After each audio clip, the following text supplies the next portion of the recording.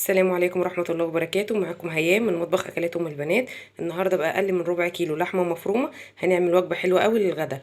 معايا طماطم معصورة، معايا بسلة، ومعايا جزراية وسط، ومعايا أقل من ربع كيلو لحمة مفرومة اهو زي ما انتم شايفين، ومعايا بصلاية وسط متقطعة مكعبات، والبهارات بتاعتي ملح وفلفل. بينا نشوف الطريقة مع بعض. معايا طاسة على النار نزلت فيها بمعلقة سمنة، وهنزل فيها بالبصل بتاعنا عشان اشوحه واحط له رشة ملح.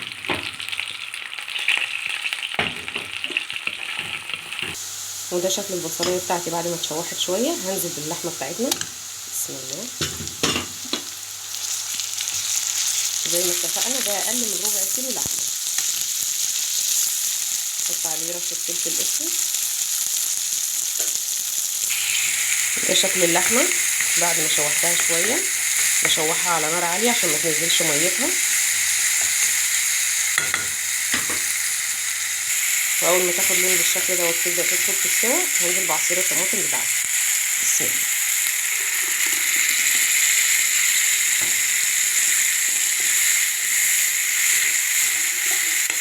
حطيت على الطماطم رشه سكر ورشه ملح وهوطي عليها واسيبها تتسبك براحتها. وده شكل اللحمه بتاعتنا بعد ما اتسبكت مع الصلصه. هزودها شويه ميه وانزل بالبسله والجزر عليها. وهنا بعد ما زودت الميه احط رشه ملح وفلفل اسود واسيبها تغلي شويه، وبعد كده ننزل بالبسله.